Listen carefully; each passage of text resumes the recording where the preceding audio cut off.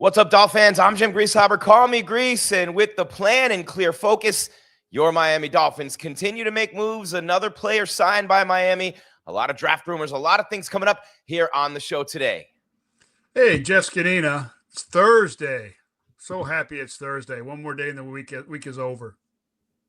Kyle Krabs, host Locked On Dolphins, and ready to get rock and rolling here. Bring this week to a close. Another week close to the NFL draft. Fins up. It's the Dolphin Squad. Everything Miami Dolphins every week. Breaking down all the big hits and game-changing plays from South Beach. The way only the Locked On Podcast Network can. Sunshine, speed, and squad goals. The Dolphin Squad Show starts now. All right, we have the trade rumor mill, of course, the mock drafts and everything going on there. A new player coming into the fold for the Miami Dolphins, and Kyle Krabs is busy as ever. That's Z. That's Kyle. I'm Gries. It's your squad show here on your Thursday. I hope you're all having a beautiful day as we get it going here with the show. And guys, you know, a lot of moves being made this time of year, and it's about that time for the Dolphins. The Jordyn Brooks trade rumors continuing to swirl. The draft rumors, everybody excited about who they might take in the draft, Z. And, of course, a new player comes in, Ronnie Harrison Jr., a hybrid, more of a safety than a linebacker, but another player who has the opportunity to be a big playmaker in Miami. Yeah, without a doubt. I mean, we just keep bringing them in. I mean, they're low-cost players, and if they produce and give you some quality special teams and reps, at their positions, it's only better. As long as you build this team, that's just how you start this foundation. You get these core players, you get them at a good price, and then you go from there.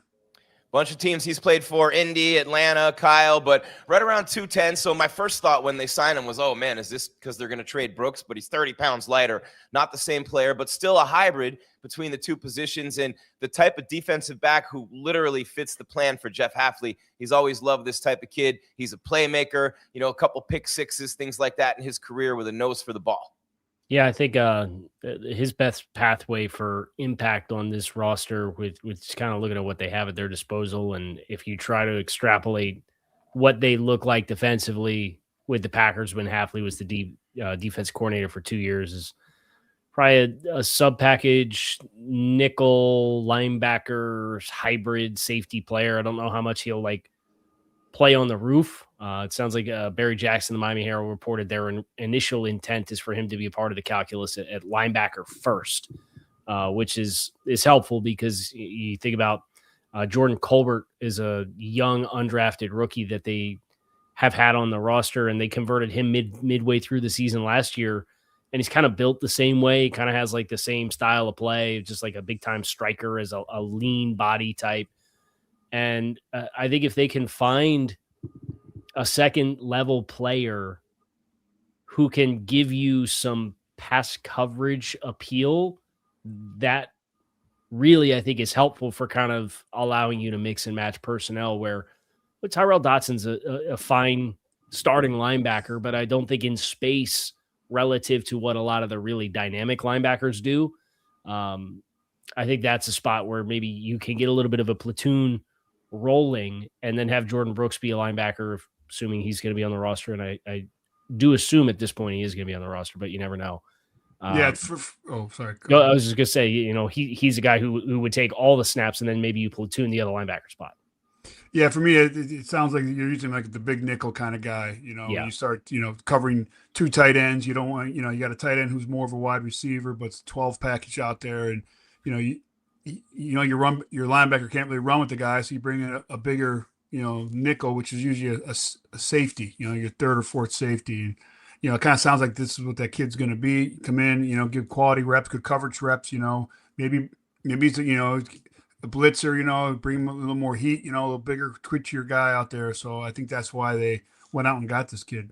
Yeah, and he's got 52 career starts too, Kyle, so he's bringing a veteran presence into that locker room and a lot of change with this team, and I want to get Z's thoughts in a minute, but Kyle, Harrison, you talk about him coming in, playing more linebacker, covering a second tight end, things like that. He can make plays, but it's interesting to see what Jon-Eric Sullivan's doing here. This is the 31st signing / re-signing of this offseason for Miami. There's still, if my numbers are right, Kyle, about $2 million over the cap, so this is probably about a league minimum deal, but 31. That number, when I first saw it struck me as high, but then you think about it, not really. Yeah, just because of the amount of expiring contracts that they had, right? And of this 31, how many of them ultimately end up on the 53-man roster when you get to September, right? But that's part of the, hey, we're trying to ignite some competition, and we've got to have a bunch of guys that are hungry and eager to extend their NFL careers and get playing time, right? Like that's kind of where you're at, and that's why the expectations for the roster are what they are. But they'll make what they made 8 picks last year. They have a couple veterans that are on second or third contracts. They'll make another 10 plus draft picks this year. And then you go into next year in another full draft class. And all of a sudden you're talking about 60% of the rosters first, second, or third year players, right? So it's just this first year with 25 unrestricted free agents and expiring contracts. They didn't choose to bring a lot of those guys back. It was kind of, hey, whitewash it. We're going to start clean. And the guys who catch on 1-year deals, we'll give them new deals, whether they're 1 year, 2 year, or 3 year deals. And then we'll do this process, but the volume has to be incrementally lower as long as you're keeping all your draft picks on the roster year over year. Z, what's it like for the players, man? You played for a bunch of teams, coached for a bunch of teams too. So these guys who are signing, coming into town like you did when you signed with the Dolphins, what's that like when you walk into the building for that first time and you're with that new team? And, you know, these players, especially the veteran guys who are, you know, like Harrison going from team to team, place to place. What is his mind feeling right now? You're just happy to be on a team. You're happy a team signs you. You know, I mean, I was. I mean, again, I moved around a lot. I was on a lot of different teams, you know, and every time I went to a new team, you know, you're excited to go. You know, somebody wants you. Somebody gives you a contract. I mean, for me, at least I always had, you know, a multi-year contract when I went to a team, you know, when I was an off-season, you know, signing. So that's always a good feeling. But again, like Kyle was saying, it doesn't guarantee you're making the roster. I mean, I remember when I signed with Miami that first year, I read the paper and during training camp, I was on the bubble. I was not making the final roster.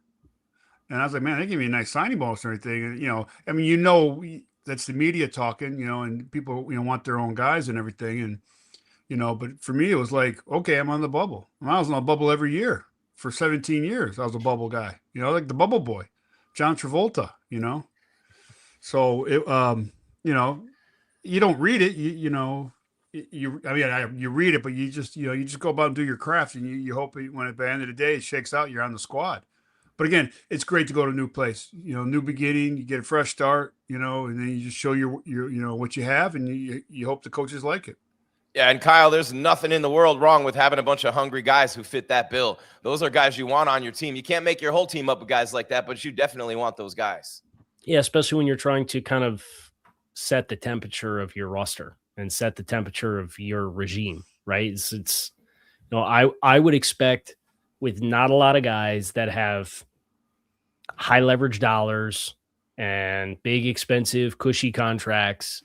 And I would expect with kind of, you know, year one of a coach coming in and what the reputation of this franchise was under the last regime, they're probably going to practice real hard. Right, like they're probably. I mean, you kind of got the culture shock of when Miami went and did the joint practices with the two NFC North teams last year in Detroit and Chicago, and they kind of got shell shocked and punched in the mouth on both times where they were out there, and it was like this huge to do. And the Chicago one was kind of iffy because apparently they agreed to do thud with the pads, and then Chicago comes out and they're doing full contact and tackling, and Miami didn't respond. And that's how Jordyn Brooks and Tyrell Dodson have their own scrap up during that practice. And I would expect Miami's not going to be a team that has that same thud practice. I think you're going to really ramp it up because, like, realistically, it's not like you have a $50 million quarterback or a $35 million wide receiver or a $20 million star tackle like Teron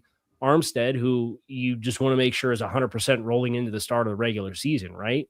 And Jon-Eric Sullivan's talked about that. He did interviews when he was in Green Bay, and he talked about it's a young man's game, and the age and durability of your roster, it sets the tone for how you can prepare throughout the course of the week to play games too. And that's been a very dramatically different experience for Miami this past couple of years with how they put together rosters. Now we're one of the youngest rosters in football, low cash spend team. I expect they're going to get after a little bit. So here's another thing to put into that, you know, these low contracts, you get that performance thing at the end of the year. Yeah. So if you're a young player, all these guys have been signing and taking, and getting just a veteran minimum. They're like, yeah, okay. There's not a lot of people on this roster right now. So I got a chance to put some quality reps out there to get this extra money on the side. Whereas if I would have signed with, let's say, like a team that's been around, like New England or Philly or somewhere, where they have depth and they have people in place already, and you're signing it as a veteran minimum contract where you may not see the field a lot. Well, here in Miami, you got a chance. So if I'm an agent for one of these kids, I'll be like, hey, dude, you got a chance to get on the field and get paid when the season's over, more than you will at this place. And you're not paying the high taxes and you're not this and that. So it becomes a lot more attractive, for a player. What about for the team, Z? Keep with that point. You were shaking your head yes before when I was talking about you want a bunch of guys like that on your team. Jimmy Johnson used to talk about fear being the greatest motivator, right? If you're playing for your job every day, which you've said many times on the show that everybody is in the NFL except the owner, having a bunch of guys in the locker room who have been around, been with different teams, they're seasoned, they have a lot of different experiences, but they're so hungry when you're playing year to year. Can you describe that feeling when you don't have that long-term security and you're playing year to year, man, and you just, you eat what you kill? Well, you would hope everybody, even your starting quarterback who's making X amount of dollars, has that hunger every day to go out there and practice and not just to BS around. But it always helps when you play hungry, and you never know what the next play is going to happen. But if you keep playing hungry, play fast, play with a lot of energy, good things are going to happen. I had a coach that always told me run to the ball because only good things happen where the ball's at, which is true. You don't know if the ball's going to be loose. You don't know if you made the game-saving tackle. You just got to keep doing it. I remember when I was in St. Louis and I actually redid my deal towards the end of the year, we played Tampa Bay on Monday night. And we lost. It was down there. And I remember I made a play on a screenplay or something. I ran the ball 30 yards downfield and knocked the running back out of bounds. And that's how I got my extension. I was called in the next day. And they said, hey, we want to extend you 2 years. I'm like, really? They go, yeah, you're the only one that ran to the ball in this play. And that's what we want here. This is after we won the Super Bowl. I think it was maybe before our second Super Bowl or after our second Super Bowl. I can't remember when it was. I'm like, all right, that's cool with me. I didn't have to use my agent. I probably should have. Probably got more money, but I also saved that 2% or 3% at the time. That a PSA from Jeff Zgonina, Kyle, to the kids out there: never quit on a play. No, trust me. In my room, you don't. Because if you do, you don't play. And that's just how I view it, and that's how it's supposed to be played. I see cats all the time. Will shut it down or change the speed. And I point it out. I point out every player in the practice or game. That's not what we want here. Now I can't pull everybody for loafing. But if it's up to me, I'd have everybody standing next to me on the sidelines and not playing if they're not going to give you effort. Because at 50, going to be 56, I would love to still be out there doing it. But, I just can't because it's a young man's game, they said. I don't know how to respond to that one, Z. That's a great point, though, man. You never quit on a play. You never quit on anything. You never know what's going to happen, right? You never know. And you never quit on a season. And that's one thing that this team really showed a lot of last year, Kyle. They didn't quit. And there's a lot of that core coming back. But, if they trade a guy like Brooks, how much would that shake that defense and what that means in your mind, Kyle? Well, if you move on from Brooks, who do you look at as a leader on that side of the ball? Who's an established? It's Zach Sealer. That's it. Tyrell Dotson's like number 2 in the pecking order at that point, right? And I think I said this either 2 shows ago or this past show that we did on Tuesday. I wouldn't be surprised if there's some conversations around Zach once we get past June 1st too. Because they just redid the deal, but I think he's second on the roster in cash that's owed to him this year right now, behind Malik Willis coming in as the free agent signing. It was like Tua at 55, and then it was Waddle was like 17.5, and Zach's in that same stratosphere. And I know he didn't have as sterling of a year this past year as what he did the past couple years prior, but I can rest assured you saw what he looked like when he's playing with vets next to him and how well they were in pass rush games. And if he's got guys that he's got chemistry with and it's less guys going through growing pains, man, like he can still be, he's one of the best pick stunners in my opinion in the league with what he does to kind of help create pass rush with games that they play up front. So I wouldn't dismiss with everything else that's going. If somebody offers you a mid-day 3 pick for a defensive tackle in his 30s that's in the midst of a youth movement, if the entire argument for moving Jaylen Waddle was what's he going to be when we're in the optimized window to compete 2-3 years from now, it was, Waddle's going to be 30 and do a new contract. Sealer's going to be 33 and do a new contract in 3 years. So if you get interest there after June 1st, when you could save some cap space, they don't have to pay his option bonus until I think August 31st or September 1st. So they have all the way down to the end of training camp before they ultimately have to pay him the lump sum of his money. So if that's still on the horizon for this summertime, that to me is even less of an interest in trying to move Jordyn Brooks, just because now you're really having nobody on that side of the ball other than Jeff Hafley coming in as the defensive-minded head coach is like the biggest leader on the defense at that point.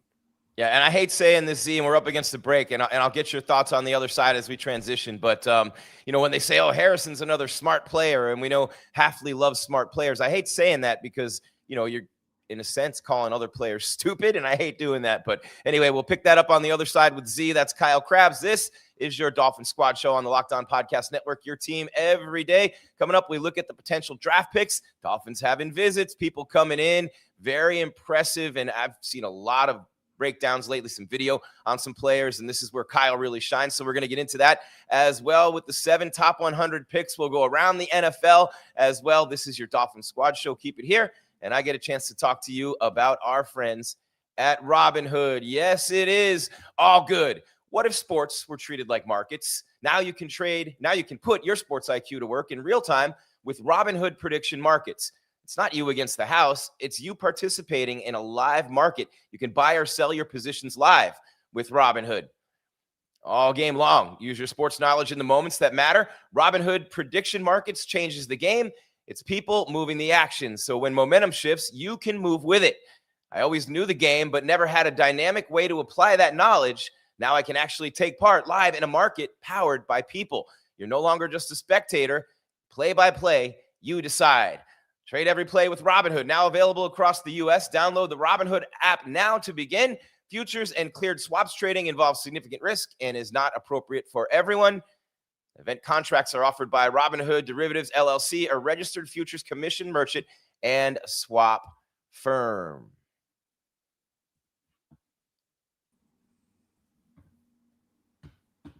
All of a sudden, the copy got real small on my screen, and I need my Urkels to finish this, man.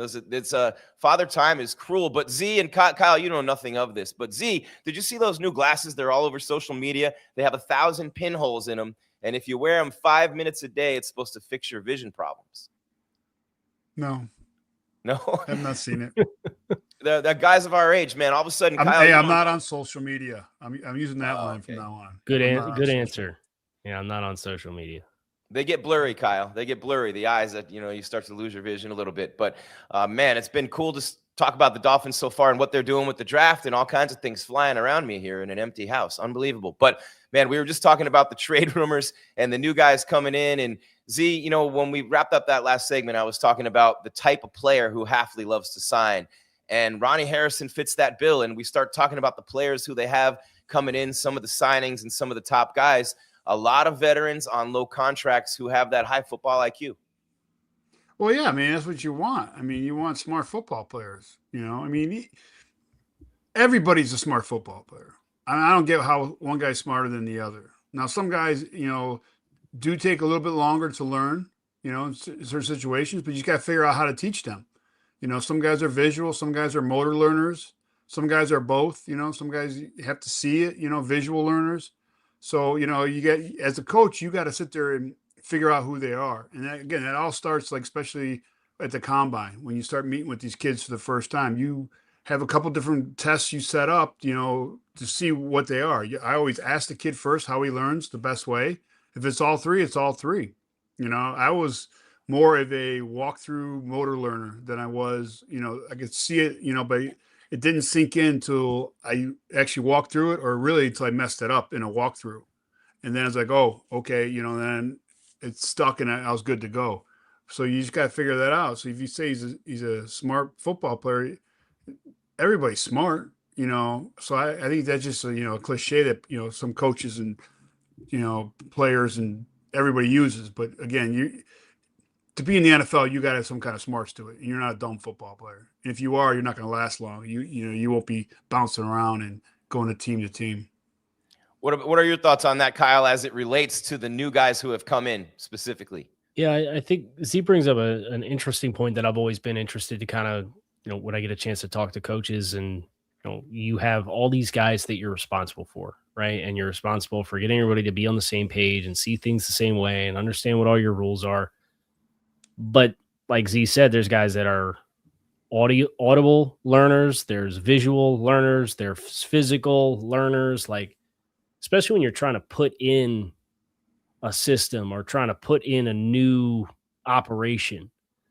How do you go about what's your process figuring out how your guys learn, and how do you accommodate when there's only so much time that you're allowed to allocate with these guys in OTAs and they go off on their summer camp stuff and then they come back for training camp? Like, you want those guys to be spending that team the right way. How do you give the resources to your players to be able to be best prepared for coming in and being able to hit the ground running? And that is a big determinant of, how successful you are in the first half of your first season, right? Because there's so much new and everybody's speaking a new language a lot of the times. And I know the offensive schemes and defensive concepts, if you're around long enough and you've been in enough destinations, you've mastered the concept. So what they call it is really just recognizing the words. But that's a part of this regime and every regime that I've had a chance to kind of be exposed to. I'm always interested to hear like what they do to help their players with that, because you didn't get here, like Z says, by accident. Now, a guy like Ronnie, for guys that are trying to, in their mid-20s, late 20s, trying to keep getting opportunities, right? You got to do all the dirty work stuff. You got to be a special teams guy. You got to be able to play on core 4 special teams player. You got to, as a pass catcher, you probably got to be really comfortable with not catching the football and being a run blocker, right? And there's this little niches for being able to dress on game days if you're not like a standout star receiver. So for a guy like Harrison, I'm thinking, special teams.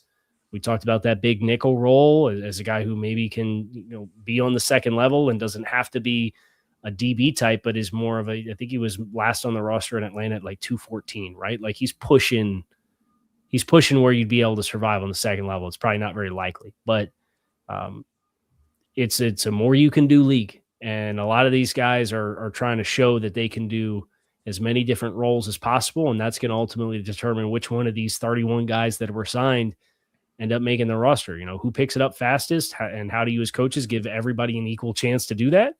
And then who has the most that they can provide to you on a game day? Yeah, some of those guys playing special teams. Anderson, another one of those guys coming in. But I like the receivers. I want to get your guys' thoughts before we transition to the draft. Z, you first. Out of all the new guys who are coming in, do you have a favorite? Do you have one or more of them who you're looking at saying this could be the guy to come in and make a big impact? Because we talk about that hunger, Z. We talk about players moving and being in new places year in and year out, coming to a great organization that the players obviously off the field, Dolphins in that top 3 again, number 1. So when you're coming to an organization like this and you have an opportunity like these players are getting right now, do you see one or two of those guys you're looking at going, that dude's really got a shot to make something special happen here? I'm putting all my eggs in one basket. The quarterback, Malik Willis. That's all I need for Sully to hit on, because it sets us up for a great future. Because where we got him money-wise and everything, that was the best move that Sully did so far. I know the trades have been good, getting extra draft picks, getting all these guys on veteran minimum contracts, but getting a quarterback was key. Now, hopefully it all pans out, and we had 2 good years out of him, and then we're gonna have to pay him. But by then, we'll hopefully have our roster settled down a little bit better with a lot of young cats, with the draft picks and whatnot. But that was, to me, that's where I'm putting all my eggs in, is that basket right there. Kyle, same with you? I'll bring a different name to the conversation to avoid the redundancy, but I agree with everything that Z said. Without a doubt. Glad I went first. I really have enjoyed hearing Josh Uche talk, the pass rusher. So he's from South Florida. He talked about growing up on Sundays and watching Cam Wake every Sunday after church.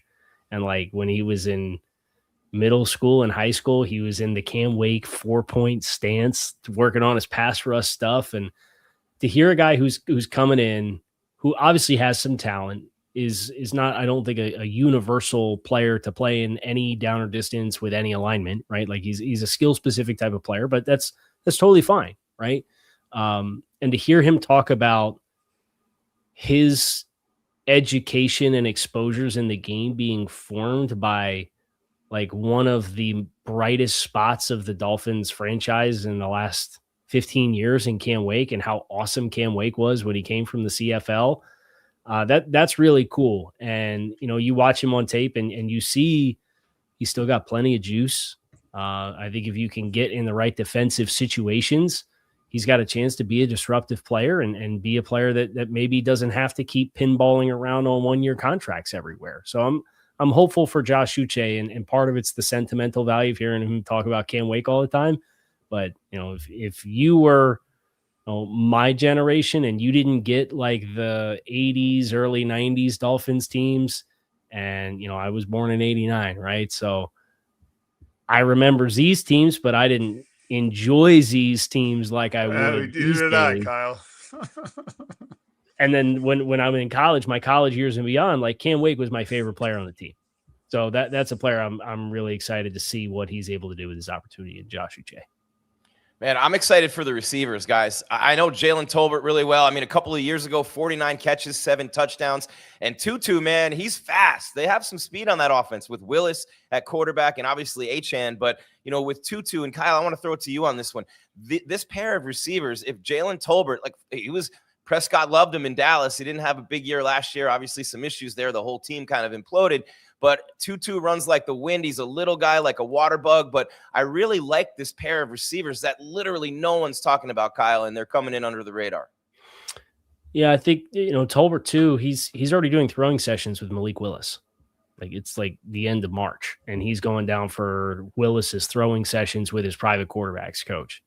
If you're willing to do stuff like that, like that at least gives me some optimism that there's a role to be had. I'm not going to sit here and say he's going to be a 1,000-yard receiver or anything like that, and I'm sure they'll end up spreading the ball around pretty well, which is kind of what the DNA of their skill group looks like this year.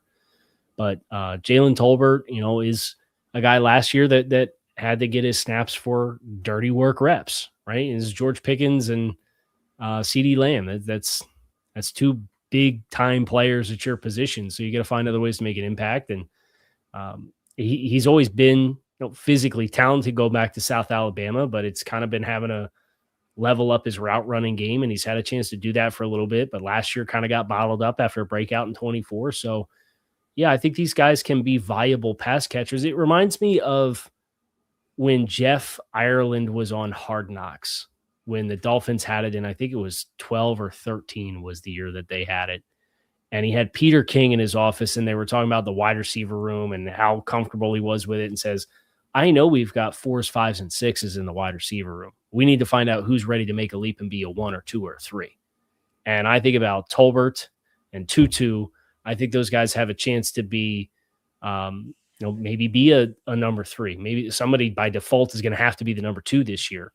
But if you look at what an ideal wide receiver room looks like, I think those guys can seize some of those roles. Not all of them will, but that's again why it's important to find out who's going to click and level up, and then you recommit to those guys, and the guys who don't, you keep the churn rolling. Yeah, and it makes me think they are going to take a receiver, Z, maybe at the bottom of the first round, like Kyle and a lot of others have been talking about, maybe 2 receivers in this draft or more, because they need a lot of people in that room. But for anybody out there, Z, and we talk about you talked about everybody's smart, everybody's fast too in the NFL. It's all in relativity, right? So when you look at what the Dolphins lost speed-wise, and keep in mind Tyreek Hill is never going to run like he used to again, at least it's a good bet. And then Waddle's gone. Everybody thinks they lost all that speed. But with Achane and with Tutu and with Malik Willis, especially to your point, Z, about being excited about him, the speed that he brings to the quarterback position, those are 3 guys that are in the 4.2s, 4.3s right there.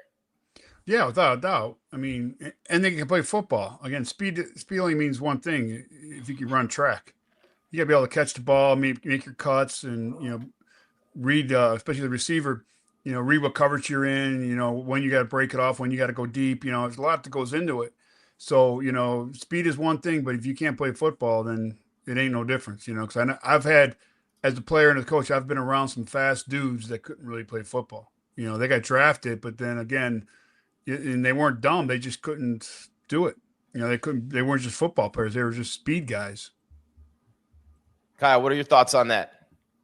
Yeah, it's you're going to want to have spacing, and I think what maybe you miss with some of the precision of what the offense was before, having a quarterback who can extend some plays and get outside the pocket and use his legs and run to throw, in addition to running to run.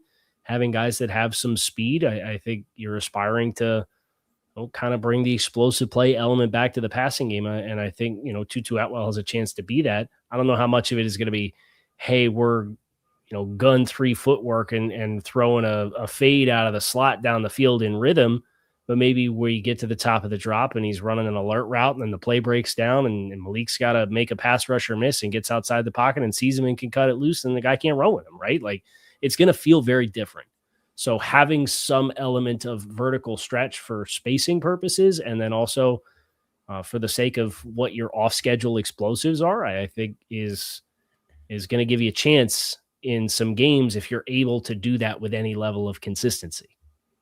That's Kyle Krabs, host of Locked On Dolphins, right here where you're watching us on YouTube Live. And then when we're done, we upload, you download Spotify, Apple, iHeart, Stitcher, Podbean, and more on the podcast side. Plus, Roku, you download OTT. Yeah, you know me. It's Kyle Krabs. It's Jeff Zgonina, the former Dolphin. I'm Jim Grieshaber. Call me Gries. Kyle is going to talk to you in just a moment about Home Chef. But before we do that, Kyle, you see that graphic on the bottom of the screen. The Everydayer Club and the Everydayers are a huge part of Locked On. It's one of the big reasons why we've become the #1 sports podcast network and Locked On Dolphins top 10 in that, so you've built a lot through your everydayers, and a lot of them are here right now. And one of the big things right now, big opportunities for people, is to join the Everydayer Club for ad-free episodes and access to a group chat with Kyle Krabs and other things like that. And Kyle, I know you love your everydayers. So yeah, you could join the Everydayer Club. You can find the join link in the show description on the podcast every day. There's access to the community, Locked On community Discord, and as Gries mentioned, ad-free episodes of each program every day. I know lots of folks like to listen on 2x speed, right? So you can kind of zip through and then not have to fast forward through the ads if you're an everydayer. All right, that's Kyle Krabs. He's going to tell you about Home Chef in just a minute, and then we keep it rolling with Z and me with your squad show. It's the time of year where all you really want is something easy, satisfying, and quick for dinner. And that's why Home Chef has become such a go-to for so many. It takes the stress out of dinner and makes it simple to actually enjoy cooking again. Home Chef makes cooking easy with fresh, pre-portioned ingredients, simple recipes, and meals that taste great. Meals are quick, from 30-minute recipes to oven-ready options when you don't want to think. There's tons of variety, 30-plus meals a week, so it never feels repetitive. And everything's portioned out, so there's less prep and cleanup. For a limited time, Home Chef is offering our listeners 50% off and free shipping to your first box, plus free dessert for life. Just go to homechef.com/LockedOnNFL. That's homechef.com/LockedOnNFL for 50% off your first box and free dessert for life. You must be an active subscriber to receive the free dessert.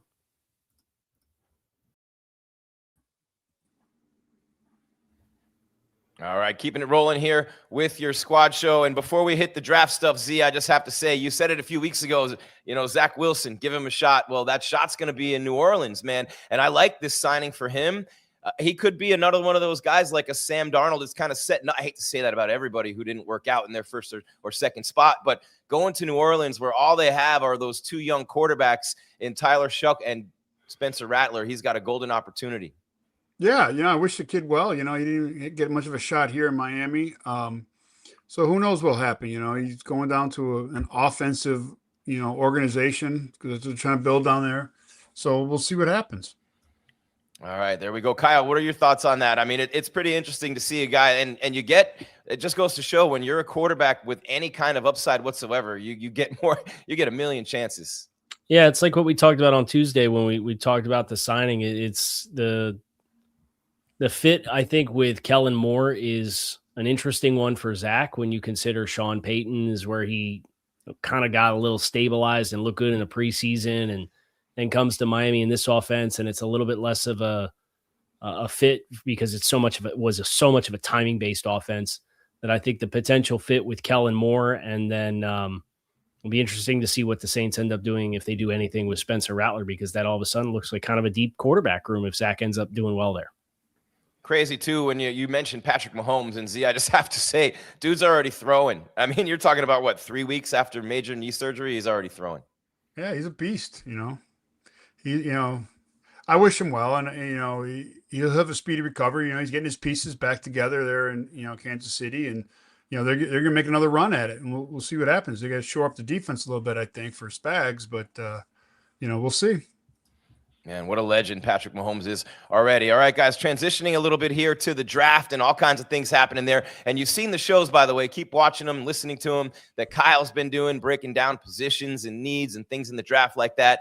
The Dolphins are starting to have a lot more players in for visits. We talked about the Miami Pro Day the other day, Kyle, with Maui Noah and Keontae Scott and Ruben Bain and CJ Daniels and Wesley Bassane. Look at Z over there and all those guys. How about the Ohio State Pro Day? Caleb Downs, Sonny Styles, Arvell Reese, Carnell Tate, and all those guys. And then LSU as well with Delane and all those guys. And, I'm always fascinated by what these athletes can do. And there's no better display of that athleticism, Kyle, than those pro days. So they're awesome. I know you've been to some of those.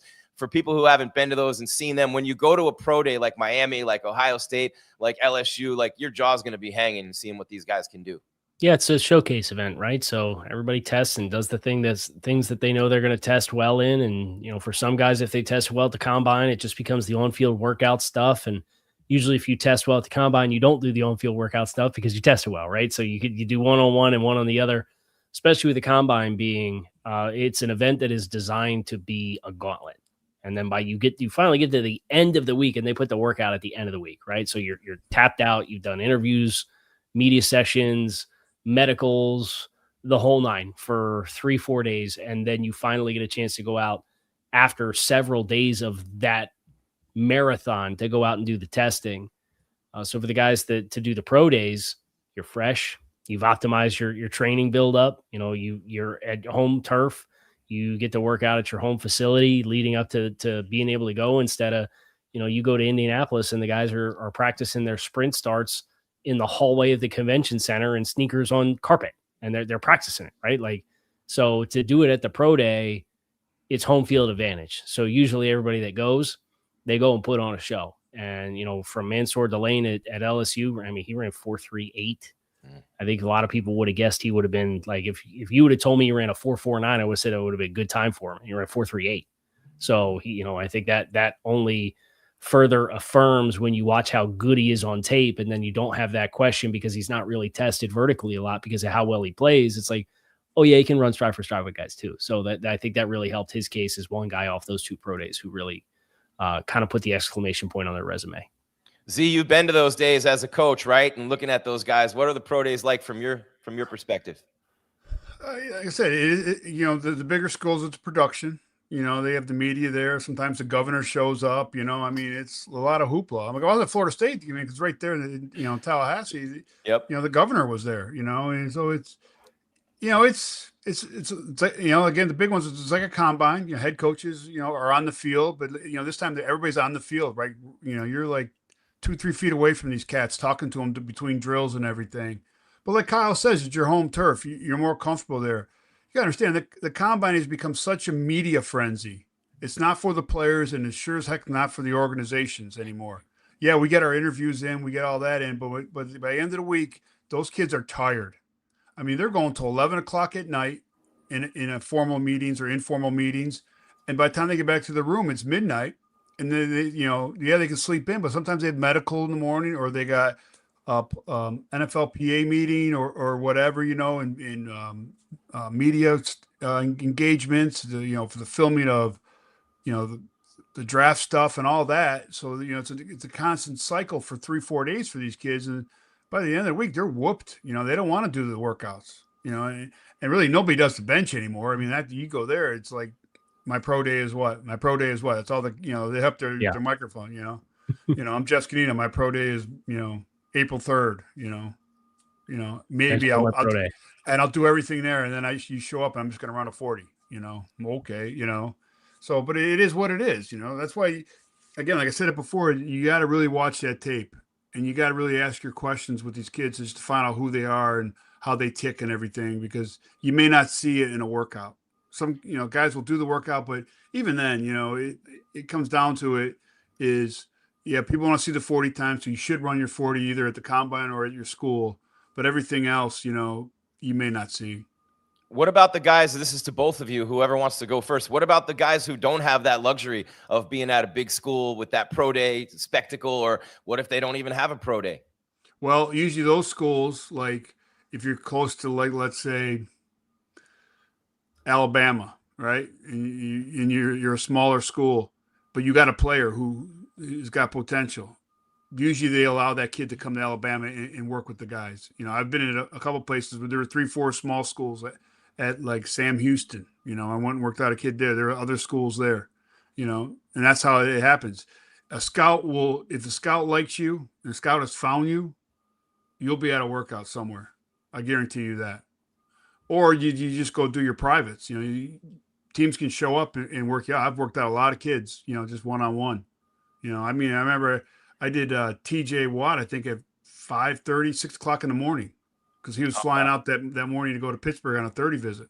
And he called and said, "Hey, can we do it, Coach, earlier?" I go, "Yeah, dude, I'm up at 3. I'll do it whenever." And he's like, "All right, meet me here." Yeah.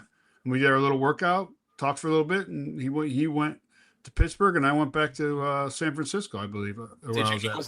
When you worked him out, did you see what he had when you worked him out? Did you see what? Yeah, he was very raw because he only had 1 year at D end at the time. Yeah, it was a tight end, converted to tight end. Yeah. Yeah. But you could see a lot of his brother in him, because I coached his brother. I was an assistant D-line coach in Houston, when his brother was there. And, you could see it. He was a hard-working dude, and it meant a lot to him. He loved football, and that's what you want to see, especially a guy that wants to work out that early in the freaking morning. Hell yeah. He easily could have said, "No, Coach, I'm good." He easily could have said that to me. That's incredible. Can I ask Z a question since he brought up the Watt brothers? Is JJ the best player that you like work hand in hand with? I don't want you to leave anybody out or anything, but just like, no. JJ was such because like that was when I kind of had like my enlightening of like the game and not just being like a fan watching the games.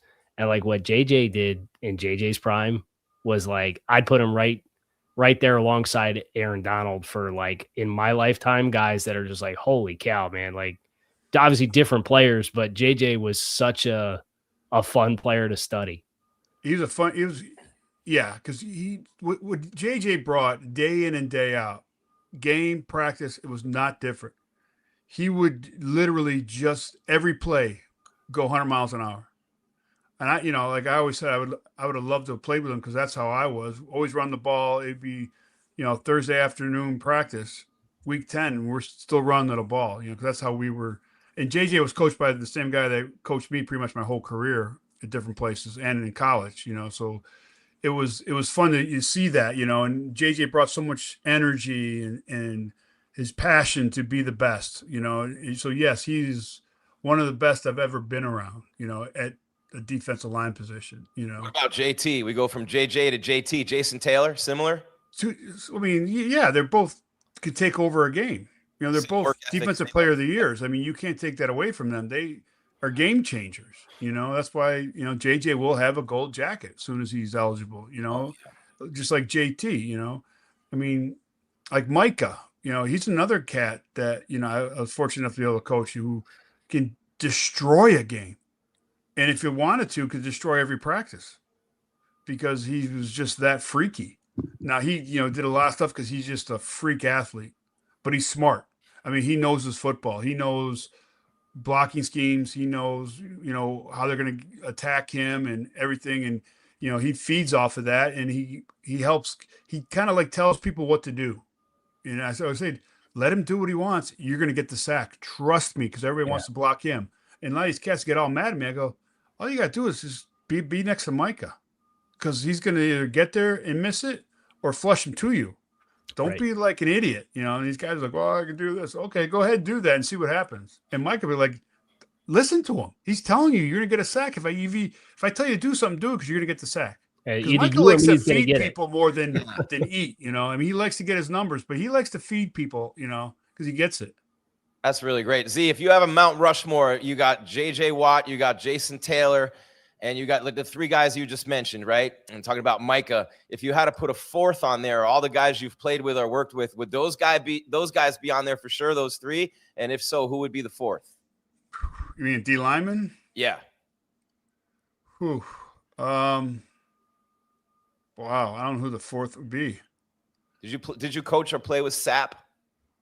No, he's a friend of mine, a good friend of mine. Okay. But he's a rival Tampa Bay Buccaneer. So back in our heyday of both teams, we would be battling all the time in the playoffs and championship games. Man, I don't know. Me. There you go. There's the fourth Mount Rushmore. I love that. That's a beautiful answer. Z, we got to hit a break. And when we come back, we're going to hit specifics. And I want to say something in particular about Ruben Bain. Shocker that I'm going to mention a Miami Hurricane as we continue here on the Squad Show with Kyle and Z, wrapping it up on the other side.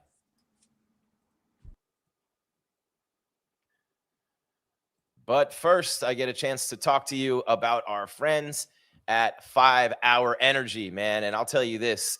5 Hour Energy is an unbelievable product. We need a lot of it doing what we do.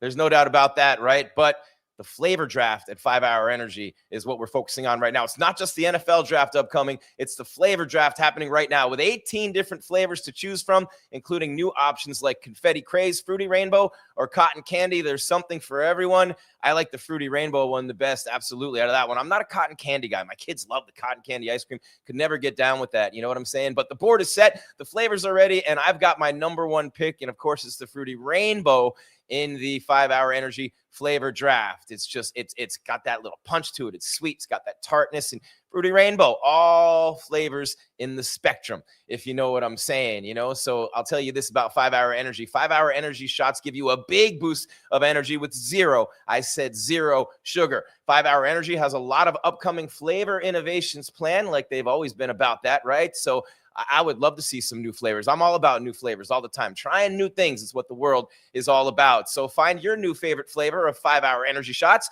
available online at 5hourenergy.com or Amazon. 5hourenergy.com or Amazon for 5 Hour Energy. And you do your own flavor draft as we continue here on the Locked On Podcast Network.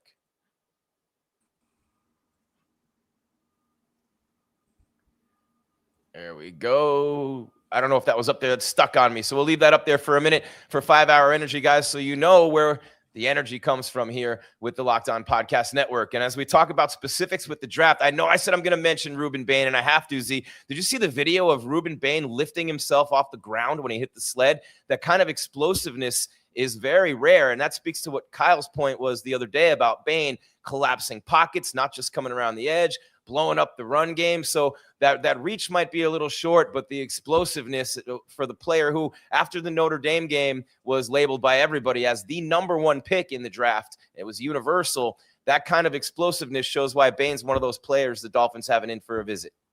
Oh, no, and they should. He's a very explosive player. He does some great things in college and everything. And he's going to have a good pro career. It's just a matter if he's going to check every box for some of these GMs and coaches, because of the arm length and some of this other stuff. But you can't take that away from the kid. The kid is explosive. He's a football player. Kyle, what are your thoughts on Bain lifting himself off the ground, his arms fully extended? I mean, as a guy who's hit those sleds a million times myself, and you guys have too, the thing doesn't move when I hit it. I mean, for Bain to lift himself off the ground, I don't know. That was pretty freaky to me.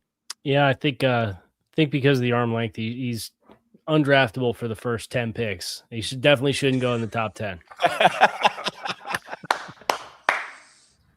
I love it. Or Maui Noah, for that matter. One of the guys who really turned around the Hurricanes program as the number one player coming in, and Mario got him. And, he's used to everything, that spotlight, the limelight. Big dude anchoring that Miami offensive line. So between Bain and Maui Noah, some Hurricanes, Keontae Scott, some big timers coming out, and you're looking at CJ Daniels, maybe a sleeper later in the draft. Wesley Bassant, I think, is a guy that the Dolphins have liked a little bit as a second day type of player. Kyle, what are some of the latest updates as we look at, and the lists are out there, some of the players the Dolphins are having in for visits with this embarrassment of riches, overabundance of draft picks, 7 in the top 100? Yeah, it's what the last one was. Emil Wagner, who's a right tackle from Notre Dame, is the latest one that I had seen, and I think that's probably the offensive line thing's really interesting to me because I think if you want to tackle, if you want somebody who could start a tackle, unless you're going to go with a Wagner, or there's a Boston College kid, Jude Bowery, who Jeff Hafley recruited to BC, that are mid-round, maybe early day 3 guys. If you want a guy you feel like can start, regardless of whether or not he would start at right tackle for you this year or not, because of the presence of Austin Jackson, that well dries up pretty fast. So seeing them show some interest in guys like Emil Wagner, I think makes a lot of sense, just because I would not want them to come into this draft and box himself into a corner and say, we're going to draft for need. We need to draft a tackle, right? Like, you've got so many things to do. Just focus on getting good talent. And, if it works out for a tackle, that's amazing. If it doesn't work out for a tackle, this roster is not going to be done in 1 year anyway, right? So you can come back and try to find a long-term answer at right tackle. But I think in a perfect world, you'd love to find somebody that could play inside for you this year and then kick out and play tackle. But they're covering all their bases with these mid-round tackles like Emil Wagner, who was a Shrine Bowl participant and played this past year at Notre Dame. Z, what are those visits like? I'm seeing guys like Casey Concepcion, Colton Hood, Delane on that list, AJ Halsey, the safety from LSU. But what are those visits like when those guys come in the building? Well, I mean, usually you're trying to find some more facts about somebody. There's a character issue, there's a medical issue, there's something that, you're bringing that kid back in for. And sometimes it's just posturing, Like, I know a couple places I've been, we brought kids in because we wanted someone else to draft them, to get them off the board, so someone else would drop to us, So you have that, and then we've also gone to visits, and flown to personal, workouts just to puff up a kid. So someone might come up and trade with us for him. Like, you show a lot of interest, then all of a sudden someone has interest too, but lower than you, they're going to, come up and try to like trade with you to get that kid, So, but what happens is you go to dinner with the kid visits with everybody in the building. You sit down with them as a position coach. If it's a DN or D tackle, I sit down with them. We'd watch tape again. I'd ask him questions and get to know the kid better and see his comfortability. I've had one kid, Landry from Boston College. His flight was got delayed, so he just sat in my office for like 6-7 hours. We just sat there and watched college guys and pro guys, and we just talked it up and, chatted for a while, had a great conversation with him, I was hoping we would have drafted him when I was in, I think he was in San Francisco at the time. And, but someone else got him but a great kid. So it's just, you get to know the kid better, and that's all it is. It's interesting perspective from Jeff Zgonina, longtime defensive line coach, of course, defensive lineman in the NFL as well. That's Kyle Krabs, host of Locked On Dolphins. Keep checking out all his great work day by day. We're live on YouTube. Then we upload, you download wherever you get your podcast from, as well as Roku and Tegna TV stations around the country as well. Shout out to everybody who watches and listens to us on the #1 sports podcast network. And Kyle, when I look at guys like Colton Hood, Mansour Delane, AJ Halsey, and Keontae Scott, I want to throw him in there. Very likely that the Dolphins end up with one of those guys. I mean, they're one of those guys. And then the receivers like Casey Concepcion from Texas A&M, Omar Cooper from Indiana. There's so many. I don't know if you're going to see Mekhi Lemon late in the first round or beyond that, or Tyson from ASU. But those names, they're going to end up with one of those players from each one of those groups, more than likely. Yeah, I think especially corner, right? We're up to a dozen corners on the roster. You'd like to think that, as a defensive backs coach and Jeff Hafley, whether it's at safety or corner, that there will be a meaningful investment that comes there. And Colton Hood, that's my kind of cat as far as a press coverage guy. If they going out and they got all these big, long corners that have the kind of the appeal of being a disruptor on the route stem. You watch Colton Hood at Tennessee this year after he transferred in and what he did in the contact window and what he did in press. And I was really impressed with that element of his game. And you get a chance to see some of that at the Senior Bowl, but then there's other reps where you guys are playing off, right? And I didn't do the full deep dive on him until after the Senior Bowl. And I was kind of like, I see something there, but I'm not really like head over heels for him. And then I sat down and I actually did like the full final film evaluation and watched like press rep. And I'm like, okay, like, yeah, this guy's got that. If you want to force a quarterback to hold the ball an extra half tick because the routes are off schedule because you're getting hands on receivers, Colton Hood is talking my language with the way that he plays. So I really liked his tape when I turned it on and finalized it. Kyle, sticking with you, Caleb Downs, you just wrote about him on A to Z. Everybody in the world saying he could be a top 5, definitely a top 10. But in your article that people should check out, you talked about the possibility that some people thinking that he might be there at 11. And if he is he that guy for you without a doubt? Not without a doubt, because it depends on who, like if Ruben Bain, Francis Malioa, and Caleb Downs were all there hypothetically, and they won't be, right? Like, but you never know what combination of players is going to end up breaking. And Daniel Jeremiah was the one who had a radio interview in Dallas and talked about the Cowboys picking at 12. And he said, I think Caleb Downs has a better chance to go from 11 to 20 than he does in the top 10, just because historically how safeties have gone in the draft with Derwin James and Kyle Hamilton and Nicky Manwari you referenced last year. But you can even invoke like Brian Branch fell out of the first round. And I thought he was clearly a top 20 player of the year he came out. So that was DJ's point. And if that manifests itself, I do have to think with how important the safeties were in Green Bay, I do imagine that Caleb Downs will be very high up on their list of names to have the conversation about because of how good of a player I think he is at a position that was kind of the straw that stirred the drink for Green Bay a lot of the time in the 2 years that Hafley was there. That's a great point. The position that he plays. What are your thoughts on all those guys, Z? I don't know. Just a trench guy. He's a trench guy. Yeah, I know. You keep asking me questions about like foo-foo players. How do you worry about the guy with the hands in the dirt? Well, who's your favorite guy with the hand in the dirt then, Z? Oh, inside would be that dude from Ohio State, Hamilton, I believe is his name, right? Caden McDonald. Oh, Caden McDonald, yeah. Yeah. We just had him in for a visit, didn't we? I believe. Yes, they did. They do have him in for a 30 visit. Yeah, I don't know if it happened yet or not, but but to me, that's, he's probably a low first rounder, 30, or a second rounder for sure. He's probably the first inside guy off the board. I'd like to see him draft him. If he drops, somewhere, we can get him, that'd be a good pickup. I know we got a lot of young talent in that room, but you just keep building it. Again, if they're talking about maybe trading Zach, that's something you got to look at. If he's sitting there at 30 or your second round pick, you might want to, swing on him. I like some of the stuff he did, at Ohio State this year. Can I follow up with you on that, Z? Mm-hmm. Just because I know some people have automatically kind of had a reaction to, wow, they drafted 3 defensive tackles last year and have an interest in Caden McDonald.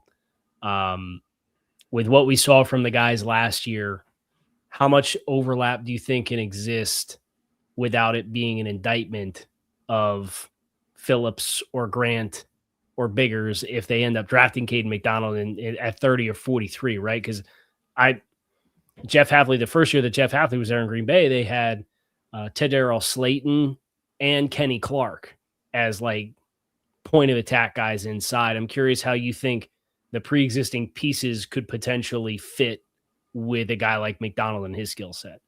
Well, it only fits. That's all it is. You just keep stocking them up. Anytime you can get a good quality player, especially the D-line position, you take them. You just do. I mean, look at Philly. Every year they would draft somebody in the first round in the D-line or D-end. It just shows right there. I remember in St. Louis, our second Super Bowl run, our draft, we had 3 first rounders. We went defensive tackle, the guy from the U, Damian Lewis. Then we went Archuleta, safety out of Arizona State. And then we came back with Ryan Pickett out of Ohio State, defensive tackle. So we took 2 D tackles in the first round. And neither of them started that year on D tackles. Because, it was Brian Young, not Bryant Young, Brian Young from UTEP and myself. That was the starting tackles for St. Louis. We had these 2 first rounders breathing down our necks the whole year.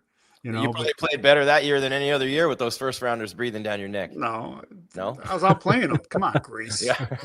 Oh, because that guy from the U was backing up a Boilermaker. Let it go, Gries. Pressure makes diamonds, Z. But, speaking of pressure making diamonds, Chris Perkins, shout out to Chris, doing it a long time. Love Chris. But nice article in the Sun Sentinel, Kyle, about the hidden gems. And we talked about Patrick Paul and his emergence last year, making that big jump. And we talk all the time about Chop Robinson, Kenneth Grant in that mix, and then Saba too. Those three guys, if they can take that leap, especially Chop and Kenneth Grant on that defensive line. We haven't talked about Kenneth Grant much when it talks to this rebuild, but if he takes any and makes any kind of leap at all with the play that we saw from him at times last year, that group could be special. Yeah, I think it's a little different because he played more consistently than what Patrick Paul did his rookie season. Pat had the one start at right tackle against the Jets in week 18, and it did not go well because he's not a right tackle, right? He's a left tackle. But you saw Pat early in the year against Tennessee, and that game didn't go well. And then he came in against the Jets, the majority of the second Patriots game, the Jets game, and then whatever game it was at Houston was the game after that. And Pat played really well as a rookie. And then he played, the second half against Cleveland and came in cold against Myles Garrett, and good luck with that as a rookie. And then he played a right tackle out of position in week 18, and it didn't go well. But he was very up and down, and he made a massive leap from year one to year two. I think Kenny played more snaps because it's a platoon and a rotation.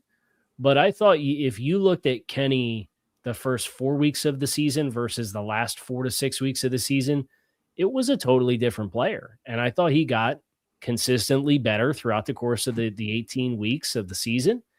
And Kenny's a very physically gifted player for a man of his size.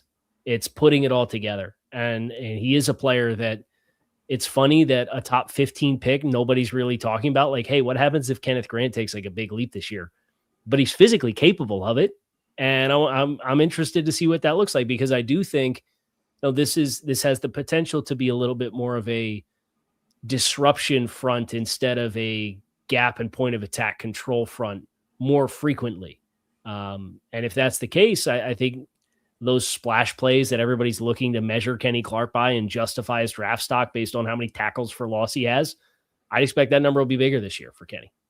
That defense, Z, was fun to watch last year, and even more so this year. You're looking at the signings and the guys who are coming in. It's going to be fun to watch these guys get after it. The athleticism, the ability, forcing plays, forcing turnovers, things like that, and a bunch of playmakers coming in for this Dolphins team.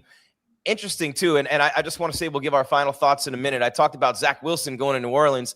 The Lions just signed Teddy Bridgewater, former Dolphins quarterback, also Miami Northwestern Bull, by the way, Teddy Bridgewater, as is Levante David, who just announced his retirement, which I think, Kyle, and I forgot to bring this up before we wrap it up, I want to ask you this. I think it makes it a little bit more likely that Jordyn Brooks gets traded because now the Bucs need a guy too. No. I know you don't want it to happen. The only way he gets traded is if they take Styles at 11. I'm telling you. If Styles falls to 11. Yeah. And I think Styles goes top 5. Yeah. So I think, between Saleh at 4 and the Giants at 5, and they cut Okereke, I think there's 2 spots that are really strong spots. Plus, like, you can make an argument the Jets, if they evaluated Sonny Styles as like a cleaner player for his position relative to Arvell Reese as a projection, as a rush guy, I think Sonny goes top 5. Hey, shout out to his dad, just taking a linebacker job, I think, at Bowling Green. Oh, did he? Yeah, a couple weeks ago I read. That was what a good winter for the Styles family between. Oh, of course, yeah. Sonny and his brother with their 40 times at the combine, and now Dad getting a new job at Bowling Green. Yeah. There's a lot of success there. All right, final thoughts here as we wrap it up on your Dolphin Squad Show. We've talked about the plan completely coming together, and we've talked about the direction of this franchise, and I just find it interesting. My final thought is all these pro days, all these great athletes flying around, and 7 picks in the top 100, a golden opportunity for Jon-Eric Sullivan and the Miami Dolphins to bring in some huge talent. As this rebuild continues, they've signed a bunch of good locker room guys, bunch of tough, solid veterans, and then you have a nice mix of those young guys coming in, and we could be talking 2 years, maybe less than 3, by the time they put this whole thing back together. The optimism running rampant for me, guys. That's my final thought today. Z, how about you? Well, my final thought is more of a thought. I want to get off of Kyle. I have a question to ask, because he said he loves watching football. Did you watch the flag football last weekend? No. Okay, thank God. I didn't watch it because I was doing a dog show. Yeah. So, but for that quarterback to come out and says he's smarter than Mahomes, and that's why thought about it when Gries was talking about that earlier. I'm like, all right, dude, I get it. You beat these NFL guys in your little flag football, but come play with the big boys, and we'll see how good you are. You're saying you're smarter than anybody in the NFL. It's no different than that influencer saying he can beat anybody in a boxing match. Right. I'd love to see it. Little different when you're not dealing with flags and you got somebody to take you out. And like, no shade, like it's a specialized version of the sport. They're obviously very good, very talented at it. But you can miss me with the sport crossover smack talk. I'm like, all right, dude, like, come on. No, I know exactly. That's why they needed Vontaze Perfect, right? Or Joey Porter to play on the NFL team and just light one of those dudes up and get thrown out. That's what I'm saying. And it happens all the time. Like these cats, I mean, in college, we had basketball players come out and think, oh, I can jump, I can do this. Oh, come on. Go across the middle one time. We'll see how big your heart is, Especially in the old days. They would have killed that kid. And he's not a very big dude. I saw him stand next to somebody like, man, you want to come out and play with us? Come on. Something tells me we won't see it. No. I have a feeling we won't see it happen. If you were that good, you'd be in the show, baby. You'd be wearing that shield on your chest. But that makes it pretty interesting what Jimmy Graham was able to do, right? Z, Antonio Gates, Tony Gonzalez, basketball players as well. But Jimmy Graham literally played basketball at the U. And I remember I was doing the coaches shows and I was calling the games on the ACC network. And Jimmy Graham would play like 10 minutes and foul out every game. Like, you should play football. And it ended up working out for him. After his eligibility was done, he switched to football.